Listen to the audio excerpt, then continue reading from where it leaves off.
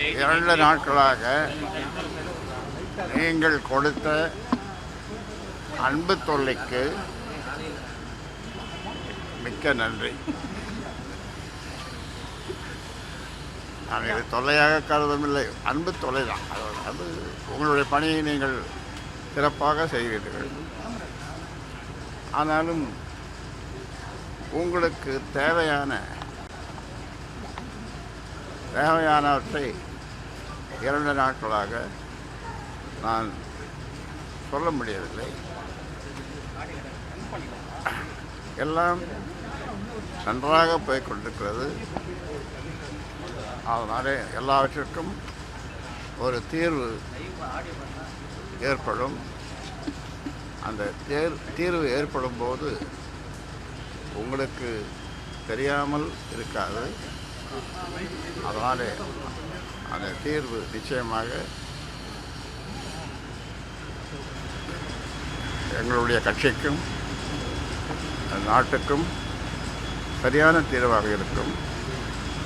ஊடக நண்பர்கள் அதுவரை சற்று பொறுத்திருங்கள் என்று கூறி உங்களிடமிருந்து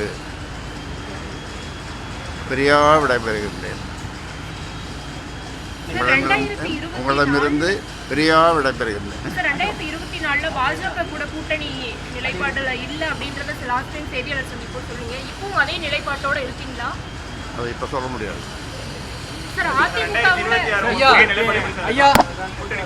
பாமக இடதுசாரி சிந்தனையோட வளர்த்தெடுக்கப்பட்ட கட்சி, தற்போது வலதுசாரி சிந்தனை மேலோங்கி இருக்குன்னு தொல் திருமாவளவன் அவர்கள் சொல்லியிருக்காரு. அதை நீங்க எப்படி பாக்குறீங்க? பூதக்கண்ணாடி இல்லையே.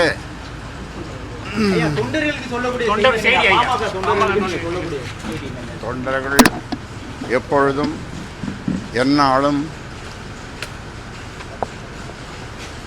என் பக்கம்தான் என்று சொல்வதை விட எனக்கு என்னை குலதெய்வமாக கடவுளாக நினைக்கக்கூடிய கோடான கோடி தொண்டர்களை நான் அவர்களை அப்படிப்பட்ட தொண்டர்கள் என்று சொல்லுவதை என்னுடைய சொந்தங்களை அவர்கள்தான் எனக்கு வழிகாட்டிகள்.